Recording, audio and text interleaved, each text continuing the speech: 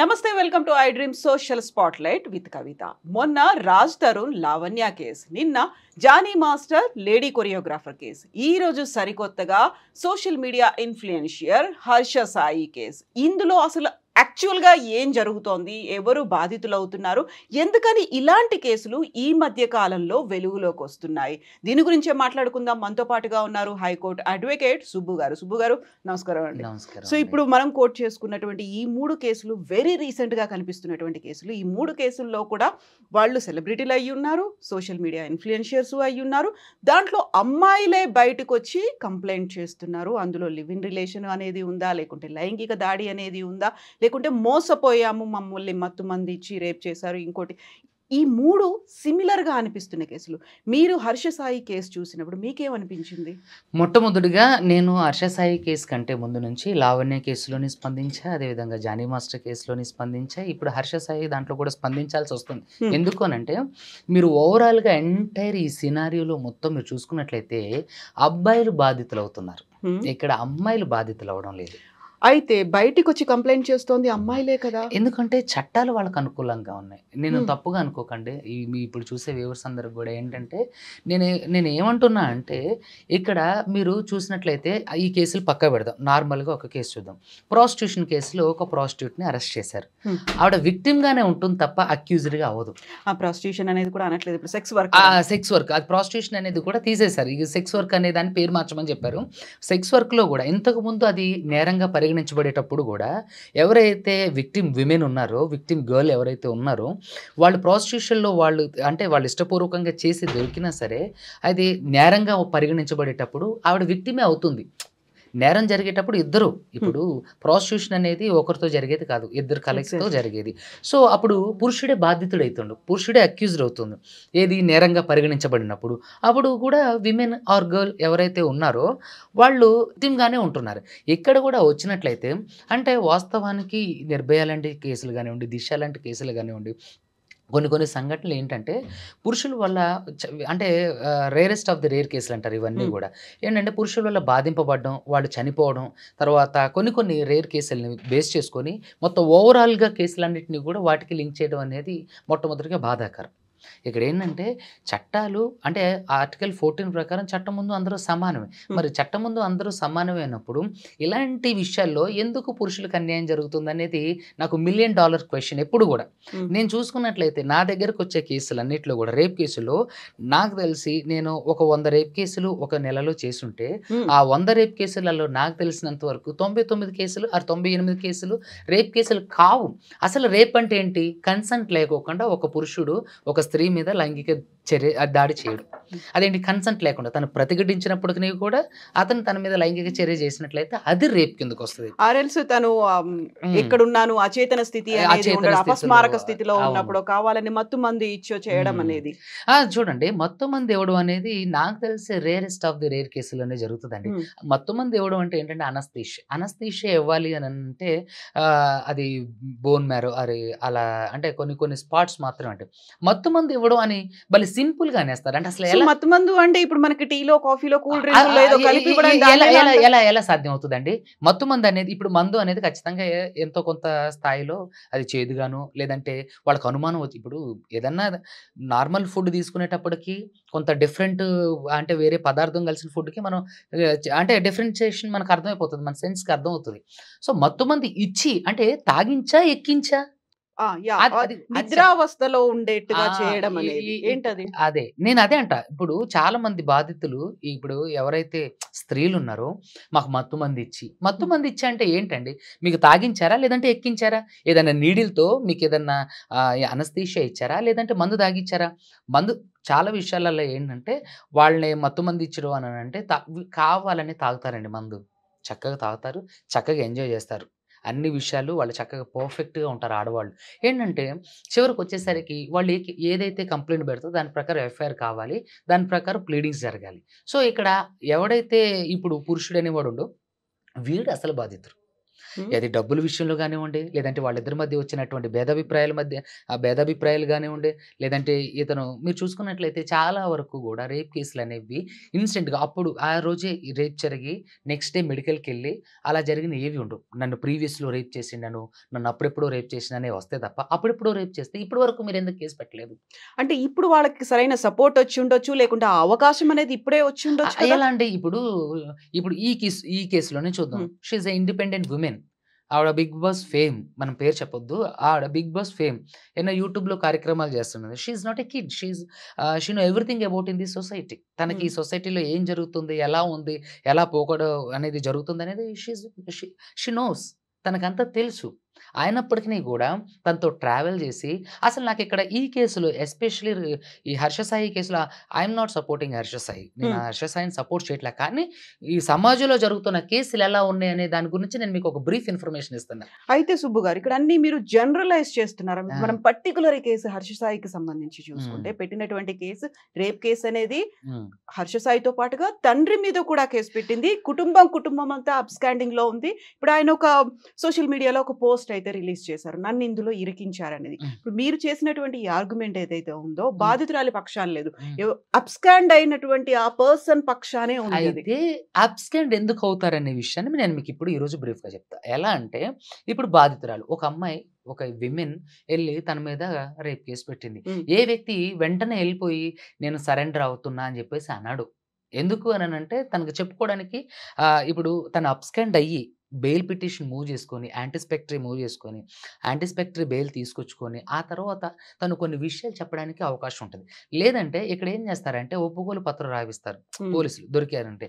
Judicial custody అలా police కస్టడీకి ఇచ్చేసిన తర్వాత జ్యుడిషియల్ కస్టడీ ఇస్తే సేఫ్, పోలీస్ కస్టడీకి ఇస్తే వాళ్ళు ఏం చేస్తారంటే కొన్ని కేసులలో పోలీసులు కావాలని వాళ్ళ ఎఫ్ఐఆర్కి అనుకూలంగా చేయడం కోసం సంతకం పెట్టిస్తారు, దారుణంగా కొట్టి. అతను ఒకవేళ అతని ప్రమేయం లేకపోయినప్పటికీ కూడా చాలా కేసులలో నార్మల్ ఫార్మాటే ఫాలో అవుతారు. పోలీసులు ఏమి ఇన్వెస్టిగేషన్ చేసి లోతుగా సినిమాలో చూపించినంత లోతుగా ఇన్వెస్టిగేషన్ ఉంటుంది. ఒక ఫార్మాట్ ఉంటుంది, ఆ ఫార్మాట్లో ఇటు పేర్లు తీసేసి ఆడ ఏజ్ ఆడ పేర్లు ఇవన్నీ ఆ ఫార్మాట్లో నింపేస్తారు. యథావిధిగా వాళ్ళు కనీసం పంచనామా కూడా సరిగ్గా చేయరు. వాళ్ళు నార్మల్గా ఒక ప్యాటర్న్ ఉంటుంది, ఆ ప్యాటర్న్లోనే తీసుకొస్తారు. సో ఆ ప్యాటర్న్లో భాగంగా ఏంటంటే ఇతను ఎఫ్ఐఆర్ చేసింది కాబట్టి ఎఫ్ఐఆర్కి అనుకూలంగానే ఇతని దగ్గర నుంచి వాళ్ళు స్టేట్మెంట్స్ అన్ని కోర్టులో సబ్మిట్ చేయాలి.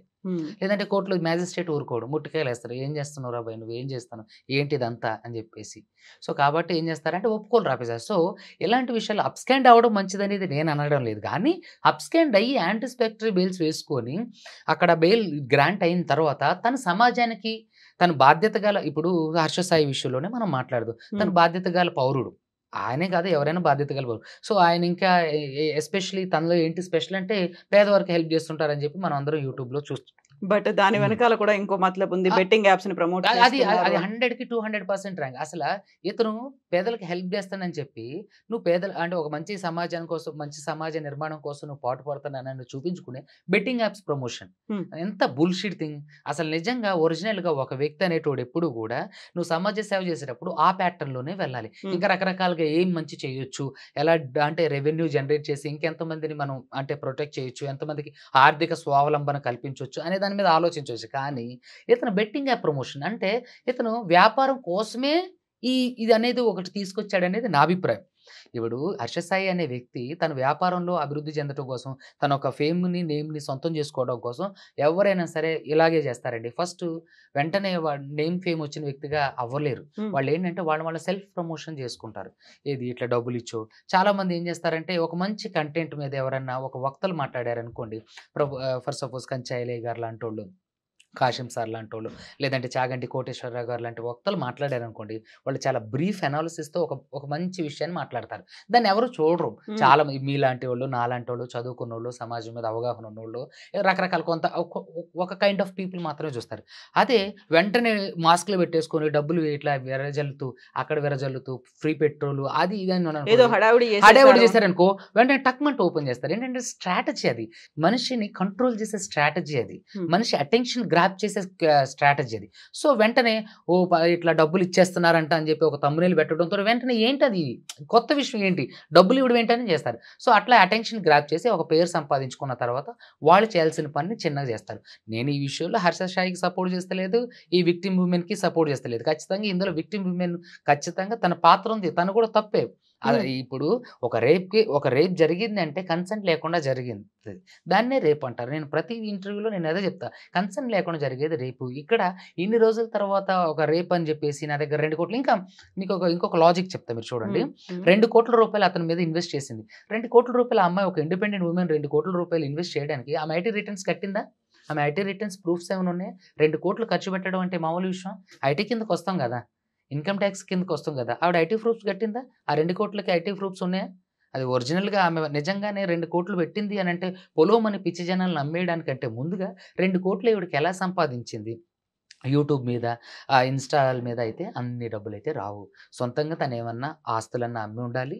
2,00,00,000 లిక్విడ్ క్యాష్ అనేది it's not a easy thing. కోటీశ్వరుల దగ్గర కూడా 2,00,00,000 లిక్విడ్ క్యాష్ చాలా రేరెస్ట్ ఆఫ్ ది రేర్ సందర్భాల్లో మాత్రం ఉంటది. 2,00,00,000 ఇన్వెస్ట్ చేసింది అంటే ఎక్కడివి ఒక ఇండిపెండెంట్ విమెన్ నీకెక్కడివి? నువ్వు అంత డబ్బులు ఇంత తక్కువ టైంలో ఎలా సంపాదించగలిగావు అనేది కూడా నాకు క్వెషన్ మార్క్. సో అంత డబ్బును మీరు ఇన్వెస్ట్ చేశారు అంటే మీరు ఇన్‌కమ్ టాక్స్ కట్టారా? మీకు ఐటీ రిటర్న్స్ ఉన్నాయా? ఇది కూడా ఆలోచించి ఏదో నాకు ఈ మత్తుమందు ఇచ్చేసి రేప్ చేశారు. అంటే ఈ పర్టిక్యులర్ కేస్‌లో జరుగుండొచ్చేమో నేను అనట్లేదు. కానీ మోస్ట్‌లీ ఇలానే అమ్మాయిలు, అబ్బాయిల మీద అలిగేషన్స్ చేస్తున్నారు. ఈ మత్తుమందు ఇచ్చి నన్ను న్యూడ్ వీడియోస్ ఒక అమ్మాయిని న్యూడ్ వీడియోస్ అనేది అది చాలా కాన్ఫిడెన్షియల్ విషయం. శృంగారం అనేది ఇద్దరు వ్యక్తుల మధ్య జరుగుతుందంటే అది భార్యాభర్తలు అయ్యుండాలి. ఖచ్చితంగా భార్యాభర్తలు అయ్యుండాలి.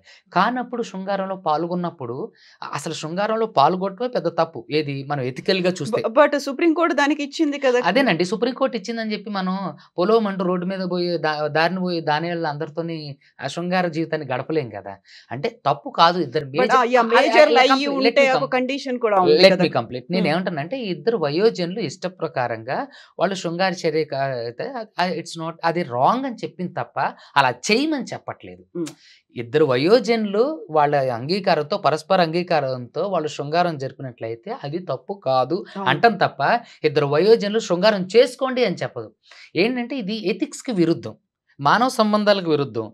ఇప్పుడు సమాజంలో ఇది మంచి పోకడ కాదు. సమాజానికి ఇది ఏ విధంగానూ ఉపయోగకరమైనటువంటి అంశం కాదన్నట్టు. సో చేయొద్దు అంటే చేసుకోమని చెప్పట్లా. ఇద్దరు వ్యక్తులు అని మీ చావు మీరు చావండ్రా ఇద్దరు అనుకూలంగా ఉంటే మీరు చేయండి. ఇది తప్పేం కాదు అంటాం తప్ప చేయమనట్లా. అయితే దాన్ని ఆసరాగా తీసుకొని వాళ్ళు ఇంకోటి ఎక్స్‌పెక్టేషన్స్ చేసో రకరకాలుగా ఒక వ్యక్తి మీద బురద జల్లే ప్రయత్నాలు ఇవన్నీ కూడా ఇక్కడ హర్ష సాయి మంచోడని నేను చెప్పట్లా. బురద జల్లే ప్రయత్నం ఎలా అవుతుంది? అక్కడ వీడియోస్ ఉన్నాయి, లేకుంటే రికార్డింగ్స్ అనేవి ఉన్నాయి, ఫోటోలు ఉన్నాయి. వాటిని బయట పెడతా అని బ్లాక్‌మెయిల్ చేస్తున్నాడు హర్ష అయితే సాయి అయ్యుండొచ్చు. అనేది నేను అదే అంటున్నా. ఈ పర్టిక్యులర్ కేస్‌లో నేను దీన్ని ఇలా అనటం లేదు. మోస్ట్‌లీ అమ్మాయిలు ఇలా చేస్తున్నారు.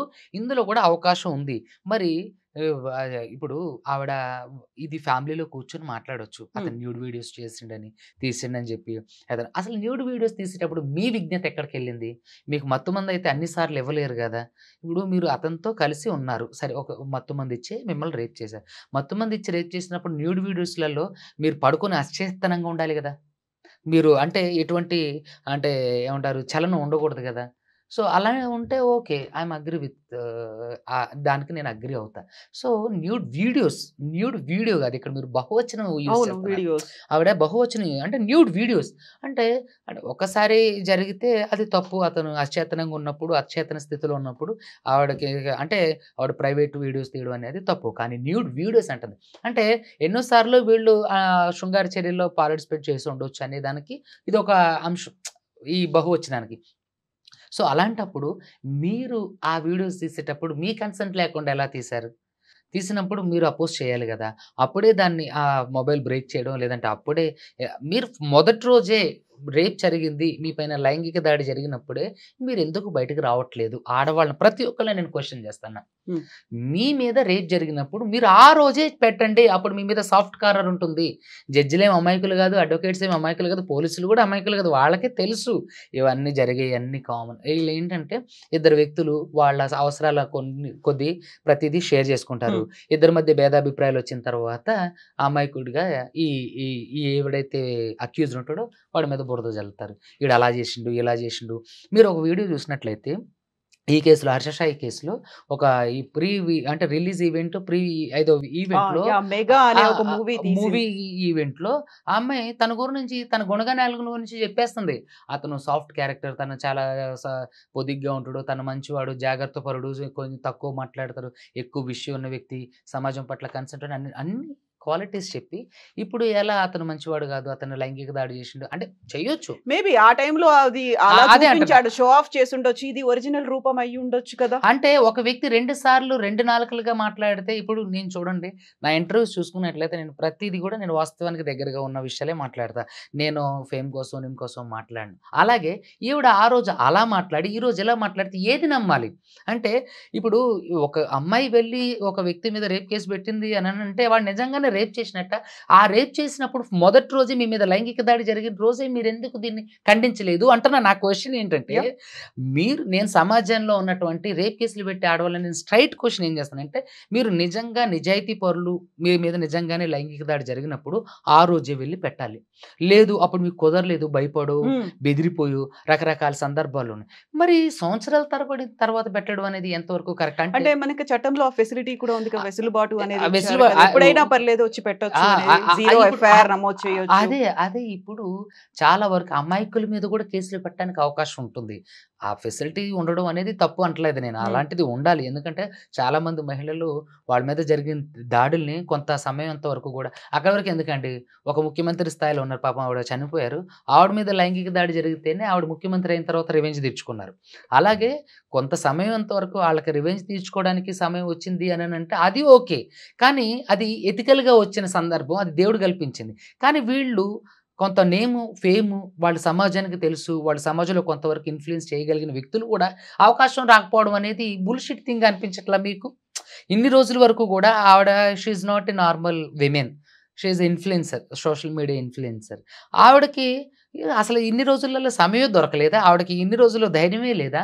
నార్త్‌లో ఇలాంటివి జరుగుతాయండి, సౌత్‌లో అసలు జరగడానికి అవకాశమే లేదు. సౌత్‌లో ప్రతి ఒక్కళ్ళు ఎడ్యుకేటెడే. మీరు ఎన్‌సీఆర్‌బీ రిపోర్ట్ చూస్తే చాలా వరకు రేప్ కేసులు ఫైల్ కావడం లేదనంటున్నారు. వాస్తవానికి అది నార్త్‌లో. సౌత్‌లో కూడా చాలా వరకు రేప్ కేసులు ఫైల్ కావట్లేదు. వాస్తవానికి ఏంటంటే కొంతమంది పరువుతోని, కొంతమంది రకరకాల సందర్భాలు మేళవించుకొని వాళ్ళు బయటకు రావట్లేదు. కానీ ఇలా బయటకు వస్తున్నారు అనంటే అది కూడా సందర్భం జరిగిన ఎన్నో రోజులకి, లేదంటే వాళ్ళు లాంగ్ రిలేషన్‌లో ఉండిన తర్వాత కూడా, మీరు జానీ మాస్టర్ కేసులో కూడా చూస్తే 5 సంవత్సరాల నుంచి ఆ అమ్మాయి కేసు పెట్టలేదు అని చెప్పేసి ఇప్పుడు కేసు పెట్టింది అనంటే, నేను అది కూడా క్వైట్ స్ట్రేంజ్‌గా అనిపించట్లా మీకు? ఒక వ్యక్తి దగ్గర ఉపాధి పొందుతూ, ఒక వ్యక్తి దగ్గర ఉంటూ, సరే అతను ఇప్పుడు ఫ్రెండ్స్ విత్ బెనిఫిట్స్ అంటారు కదండీ!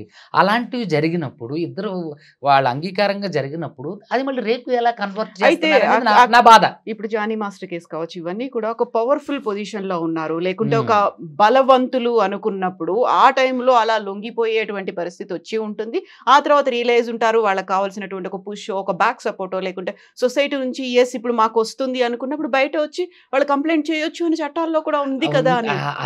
అదే ఇప్పుడు తప్పు జరగడానికి అవకాశం అండి. మీరు చూసినట్లయితే 498A కేసు, మీరు భార్యాభర్తల మధ్య, భార్య భర్త మీద పడుతుంది. మీకు తెలుసా, కేవలం టీవీ రిమోట్ దగ్గర గొడవ మీద భార్య వెళ్ళి భర్త మీద, అత్తమామల మీద, ఇద్దరి మీద, ముగ్గురు మీద కేసు పెట్టి నన్ను హింసిస్తున్నారు, కొట్టేస్తున్నారు, నా రకరకాలుగా బాధ పెడుతున్నారు. 498A తర్వాత 406 DP act, dowry provision act కూడా వేశారు. అవును, డొమెస్టిక్ వైలెన్స్ యాక్ట్ అయితే మిస్యూజ్ అవుతోంది అనేది లెక్కలైతే చాలా కనిపిస్తుంది. 100% రేప్ కేసులు కూడా చాలా వరకు మిస్యూజ్ అవుతున్నాయి. ఇది నా పర్సనల్ ఎక్స్పీరియన్స్. సుబ్బు గారు, ఇక్కడ చాలా సెన్సిటివ్ గా ఆలోచించాల్సినటువంటి అంశం ఇది. అక్కడ పవర్ ఉందా, లేకుంటే బలవంతులా, ఇంకోట, మన దగ్గరకు వచ్చినటువంటి వాళ్ళు అమాయకంగా మనకి హెల్ప్ చేస్తారని నమ్మి వస్తున్న వాళ్ళ మీద చేస్తున్నప్పుడు ప్రతిదీ జనరలైజ్ చేసి ఎస్ ఈ ఇష్యూలో కూడా ఇలాగే అయ్యి ఉంటుంది, ఆ అమ్మాయి బాధితురాలు కాకపోవచ్చు, వీళ్ళే కన్సెన్షువల్ గా అయిందో, లేకుంటే కన్సెంట్ ఉందయిందో, ఇవన్నీ మాట్లాడుకోవడం అనేది మనం ఉన్నటువంటి సమాజంలో అసలే మహిళలు సప్రెషన్ కు గురవుతున్నారు, వాళ్ళు సైడ్ లైన్ అవుతున్నారు, వాళ్ళ మీద వివక్ష అనేది కంటిన్యూ అవుతోంది. ఇప్పటికీ కూడా ఒక అమ్మాయి బయటకు వచ్చి ఒక రేప్ కేసు జరిగింది అని పెడితే ఇలా మాట్లాడుతున్నారేంటి అని అనుకునే వాళ్ళకి ఏం చెప్తారు? అది నేను ఒకటే చెప్తున్నా, ఇలా ఈ ఒక అమ్మాయి వచ్చి తన మీద జరిగిన దాడిని ఇట్లా పోలీస్ స్టేషన్ ద్వారా చెప్పినప్పుడు ఖచ్చితంగా నిజాలు అనేవి మనిషి విజ్ఞత మనకు అర్థమైపోతుంటాయండి. ఇప్పుడు ఒక స్త్రీ తను సిగ్గు చంపుకొని మరి బయటకు బయటికి వచ్చి ధైర్యంగా వచ్చి ధైర్యంగా వచ్చి చెప్పగలుగుతోంది. కేసు పెట్టిన వాళ్ళ ఆవేదన వేరు ఉంటుంది. అక్కడ ఆవిడ రాసే సందర్భాలు జెన్యూన్‌గా ఉంటాయి. ఇక్కడ బెనిఫిట్స్ అయిపోయిన తర్వాత ఆ వ్యక్తిని అంటే కొలాప్స్ చేయాలనో, ఆ వ్యక్తి మీద రివెంజ్ తీర్చుకోవాలనో, ఆ వ్యక్తిని రకరకాలుగా అంటే జానీ మాస్టర్ విషయంలో జరిగేలాగా అంటే ఒక వ్యక్తిని కొలాప్స్ చేయాలని ఆలోచించినప్పుడు జరిగేవి ఎలా ఉంటాయంటే, ఇప్పుడు జరిగే హర్ష సాయి కేసులా ఉంటది. మరెందుకు పారిపోయారు? తప్పు చేయనప్పుడు అక్కడ నిలబడొచ్చు కదా! తప్పు చేయనప్పుడు ఏవండీ వివరణ ఇప్పుడు ఇవ్వచ్చు కదా! తప్పు అంటాం కదా! చూడండి మీకు చరిత్రలో కొన్ని సందర్భాలను నేను మీకిప్పుడు నెమరు వేసి చెప్తా. ఎలా అంటే ఇప్పుడు మీరు మైసభలో ఎవరికి అంటే మైసభలో ఉన్నప్పుడు ఎవరికి పరాభవం జరిగింది? హ్మ్. చెప్పండి. ద్రౌపది. ద్రౌపదికి పరాభవం జరిగిన తర్వాత వెంటనే దాని రియాక్షన్ అనేదొచ్చిందా? చెప్పండి హ్మ్. మీరు చరిత్ర గురించి కాకుంటే కాపాడడానికైతే ఇమ్మీడియేట్‌గా శ్రీకృష్ణుడొచ్చాడక్కడ.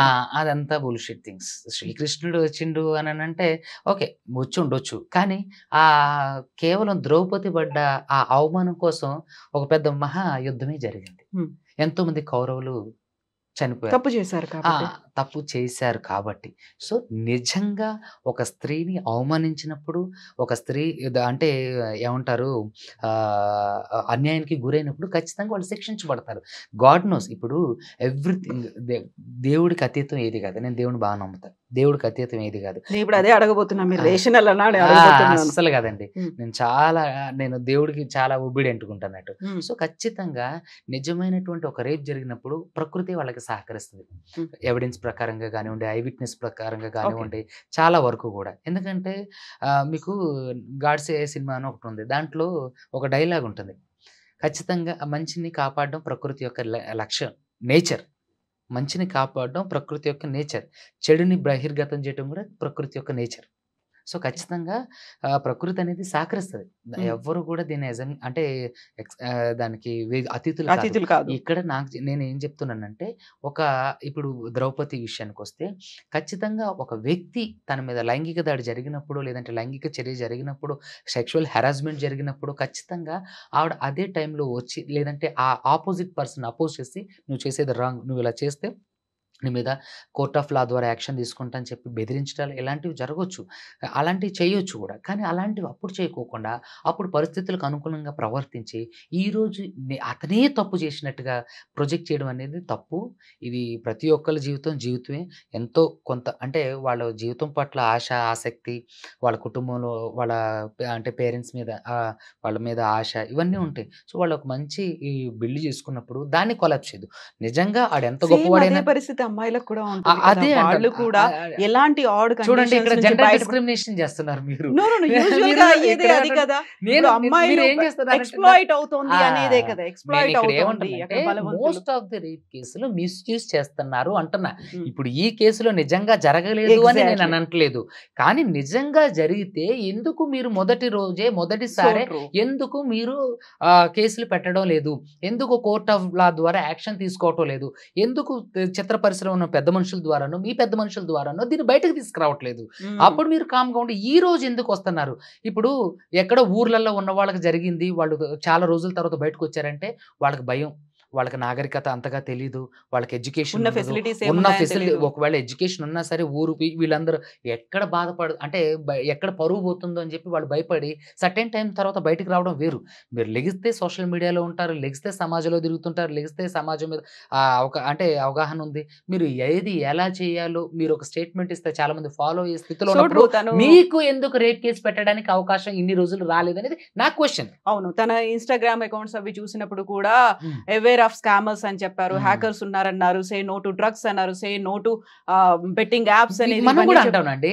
ఇప్పుడు యెస్. తెలంగాణ గవర్నమెంటే అంటుంది సే నో టు డ్రగ్స్ అని, అవును. బెట్టింగ్స్ యాప్స్‌ని ప్రమోట్ చేయొద్దని, చేయొద్దని. అంత మాత్రాన ఇప్పుడు ఆ రోజు నేను ఇప్పుడు అదే చెప్తున్నా. ఇలా సో చెప్పినంత ట్రూ. మాత్రాన ఈవిడ గొప్ప వ్యక్తిత్వం కలిగిన వ్యక్తి అయితే అయ్యుండదు కదా! ఇప్పుడు ఇలా చెప్పని వాళ్ళు చాలా మంది నేను కూడా చెప్తా. మీడియా మీదకొచ్చి రకరకాలుగా నేను కూడా చాగంటి కోటేశ్వరరావు గారిలాగా చాలా నీతి సూక్తులు చెప్తా. నా బయట జీవితం, నా వ్యక్తిగత జీవితం ఎలా ఉందో మీకు తెలీదు గదా! సో, నేను సే నో టు డ్రగ్స్ అని చెప్పినంత మాత్రాన నేను గొప్ప వ్యక్తిత్వం ఉన్న వ్యక్తిని కాను. సో, దాన్ని అవలంబించినప్పుడు నేను ఎక్కువ మందిని అలా అంటే డ్రగ్స్‌కి బానిసలు కాకోకుండా నా వంతు కృషి చేసినా కూడా నేను గొప్ప వ్యక్తిత్వం కలిగిన వ్యక్తిగా ఉంటా. అలా చెప్పినంత మాత్రాన వాళ్ళు మంచివాళ్ళు అయ్యుంటారని చెప్పేసి అనుకోవడం అనేది చాలా భ్రమ అంటున్నా.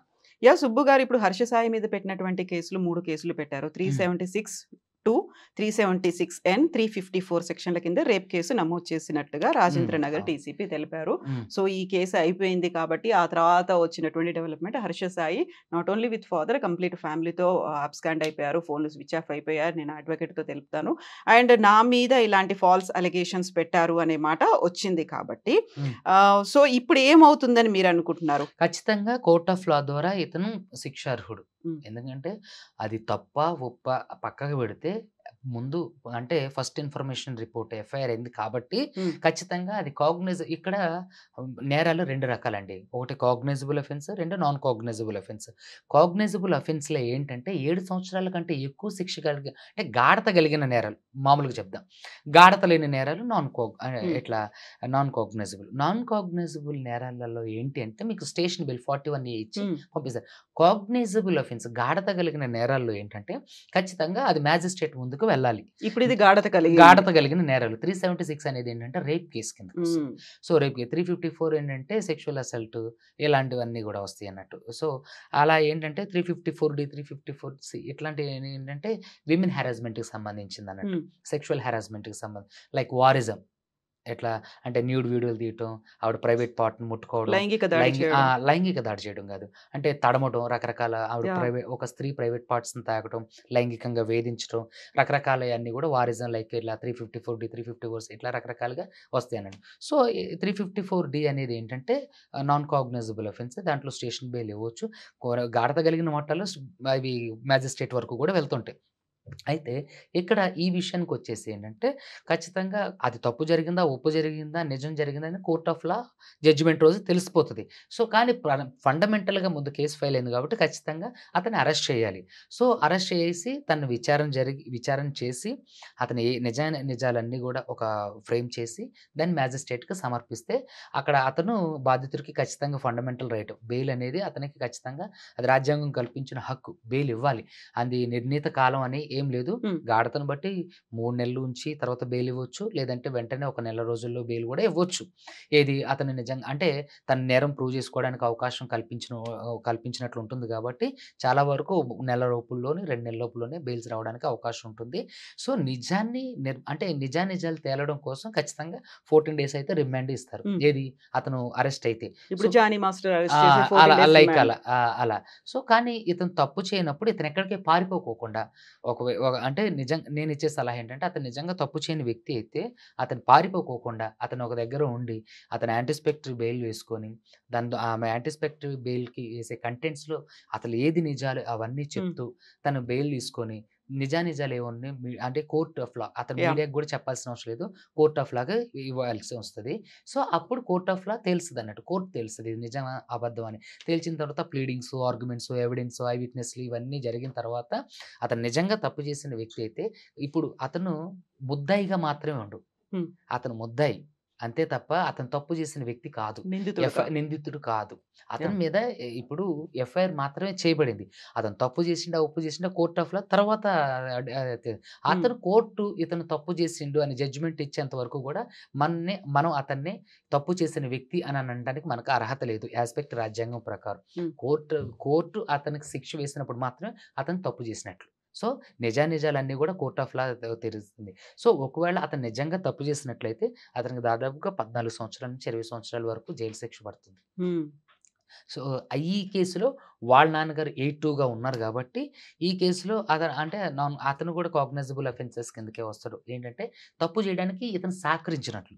సో కాబట్టి ఇతను విషయం నిజంగానే ఇతను సహకరించినట్లయితే ఇతనికి కూడా 10 సంవత్సరాల వరకు జైలు శిక్ష పడడానికి అవకాశం ఉంది. ఒకవేళ ఈ కేసులో నిజంగా అతని ప్రమేయం ఏమి లేదని అంటే కోర్టు తనని నిర్దోషిగా ప్రకటిస్తుంది. ఒకవేళ నిజంగా ఇందులో తప్పులు జరిగి ఇప్పుడు ఎవరైతే ఆవిడ ఉన్నారో ఆవిడ ఆ తప్పులన్నీ ప్రూవ్ చేసుకోగలిగితే ఇద్దరికి కూడా అతనికి 14 నుంచి 20 సంవత్సరాల వరకు శిక్ష పడడానికి అవకాశం ఉంది. ఇతనికి 10 సంవత్సరాల నుంచి 7 నుంచి 10 సంవత్సరాల వరకు శిక్ష పడడానికి అవకాశం ఉంది. ఒకవేళ నిజంగా ఇతను తప్పు చేయని వ్యక్తి అయితే కోర్ట్ ఆఫ్ లా ఇద్దరిని కూడా నిర్దోషులుగా బయటకు విడుదల చేయడం జరుగుతుంది. తప్పుడు ఆరోపణలు చేశారు అనే మాట తను హర్ష సాయి అంటున్నారు. నా గురించి మీకు తెలుసు త్వరలోనే నిజాలన్నీ బయటకు వస్తాయి. మా అడ్వకేట్ వీటన్నిటికీ సమాధానం చెప్తాడు. హ్మ్. తప్పుడు ఆరోపణలతో ఇలా కేసు పెట్టారు అనుకున్నప్పుడు ఏం జరుగుతుంది అప్పుడు? ఒకవేళ తప్పుడు నిజమే ఆరోపణలని హర్ష సాయి ఒక స్టేట్మెంట్ ఇచ్చినట్లు కాదండి. హ్మ్. తప్పుడు ఆరోపణలు చేసింది అని అనటానికి అతను కూడా ఆధారాలు ఆధారాలు చూపించాలి. అతని దగ్గర ఏం ఆధారాలు ఉన్నాయి? అవి డాక్యుమెంటల్ ఎవిడెన్సా? వీడియో ఎవిడెన్సా? అంటే టెక్నికల్ ఎవిడెన్సా? డాక్యుమెంటల్ ఎవిడెన్సా? లేకపోతే ప్రాపర్టీ ఎవిడెన్సా? లేదంటే ఐ విట్‌నెస్‌లా? ఇవన్నీ చూపించాలి. చూపించినప్పుడు అతను ఒక స్టేట్మెంట్ ఇచ్చినప్పుడు అది కరెక్ట్ అవుతుంది. అతనికి స్టేట్మెంట్ నిజానిజాలన్నీ మీకు తెలుస్తుంటే ఓకే. Well and good. అందరికీ అదే కదా కావాల్సింది. ఇందులో ఎవరు తప్పు చేశారు, ఎవరు తప్పు చేయలేదు అని. సో, కాబట్టి అతను ఇచ్చిన స్టేట్మెంట్‌ని అంటే అది బలంగా మనుషులందరూ సమాజం అందరూ నమ్మాలంటే అతని దగ్గర మెటీరియల్ ఎవిడెన్స్ ఉండాలి. ఆ హ్మ్. మెటీరియల్ ఎవిడెన్స్ ఉన్నప్పుడు మాత్రమే అతను చెప్పిన ఆ పదానికి కరెక్ట్ అర్థం సమాజంలో ఎళ్తుంది. తను ఆ స్టేట్మెంట్ ఇచ్చిన తర్వాత తప్పు చేసిన వ్యక్తిగా గట్ల బయటకొస్తే మాత్రం ఖచ్చితంగా అదంతా బుల్‌షిట్ థింగ్ లాగా అనిపిస్తది అందరికి. ఓకే. బాబు నువ్వు గూడా ఆ కోవకు చెందినవాడివేనా అని అందరూ చాలా టేక్ ఇట్ ఈజీ. కానీ ఎంటైర్ ఈ సినారియోలో ఇప్పుడు ఇద్దరు వాళ్ళ జీవితాలను కోల్పోతారు. హ్మ్. ఇప్పుడు ఈమె సమాజానికి ఆవిడెవరో తెలుసు. సో, ఆవిడకి రకరకాలుగా అంటే సినిమా అవకాశాలు తగ్గిపోవడం గాని, ఆవిడ చేసే రకరకాల కార్యక్రమాలన్నిటికి కూడా జనాదరణ తగ్గిపోతుంది. ఒక క్వెషన్ మార్క్ అనేది పడుతుంది. క్వెషన్ మార్క్ జెన్యూనిటీ అనే ఏంటి అనేది. Question mark. అలాగే ఆశా సాయి గూడా తన జీవితాన్ని కొలాప్స్ అయినట్టే.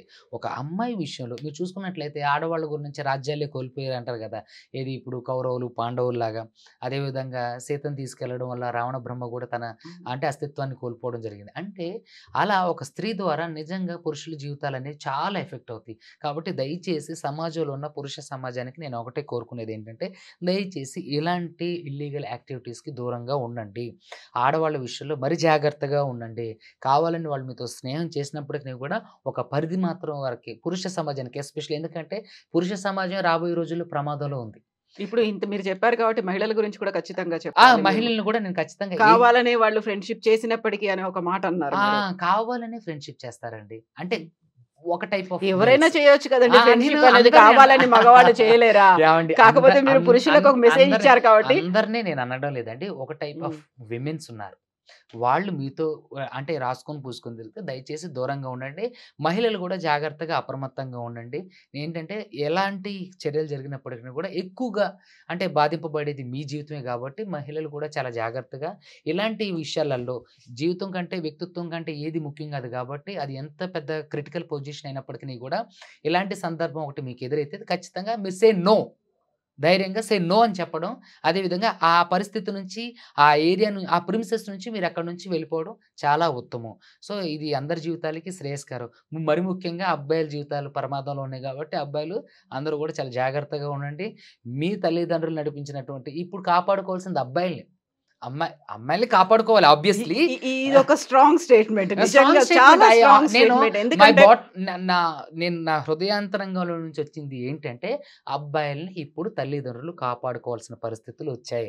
రాబోయే రోజుల్లో నీళ్ళ కోసం, భూమి కోసం ఏ విధంగా అయితే యుద్ధాలు జరుగుతాయో, రాబోయే రోజుల్లో కూడా అబ్బాయిల్ని కాపాడుకోవటం కోసం తల్లిదండ్రులు యుద్ధాలే చేయాల్సి వస్తదని చెప్పేసి బట్ ఇప్పుడు నేను ఇంకో క్వశ్చన్ అడిగాను అనుకోండి. ఇప్పుడు 6 నెలల పాప, 6 రోజుల పాప దగ్గర అది నుంచి 100కి అవుతున్నాయనుకుంటే 200% yes. అప్పుడు అన్యాయమేనండి. అమ్మాయిల్ని కాపాడుకోవాల్సిన పరిస్థితి, బుద్ధి 100% చెప్పాల్సింది అబ్బాయిలకు అనేది వస్తుంది. 100కి 200% అది ఖచ్చితంగా కాపాడుకోవాలి. అలాంటి వాళ్ళని ఉరి తీయాలి. చిన్న పిల్లల మీద అఘాయిత్యాలు చేస్తే ఖచ్చితంగా ఉరి తీయాలి. జరుగుతుంది. అలాగే చేస్తున్నారు. సో, కాబట్టి అబ్బాయిలు మరి ముఖ్యంగా జాగ్రత్తగా ఉండండి అని ఒక వాళ్ళకి ఒక అడ్వైస్ చేస్తున్నా. అర్థమైందా? నేను అమ్మాయిలకి వ్యతిరేకం కాదు. సమాజానికి వ్యతిరేకం కాదు. కానీ ఇప్పుడున్నటువంటి నవీన సమాజంలో పురుషులు ప్రమాదంలో ఉన్నారు. పురుషులు జాగ్రత్తగా ఉండాలని చెప్తున్నా తప్ప అమ్మాయిలని జాగ్రత్తగా ఉండమని చెప్తున్నా. Thank you so much Subbu గారు. మళ్ళీ మనం ఇలాంటి డిఫరెంట్ టాపిక్స్ అనేవి ఉన్నాయి. మీరు చేసినటువంటి మీ వర్షన్ లో మాట్లాడుకోవాల్సిన బోల్డన్ని అంశాలు ఉన్నాయి. నెక్స్ట్ ఫర్దర్ గా వాటి గురించి కూడా మనం మాట్లాడుకుందాం. Thank you so much Subbu గారు.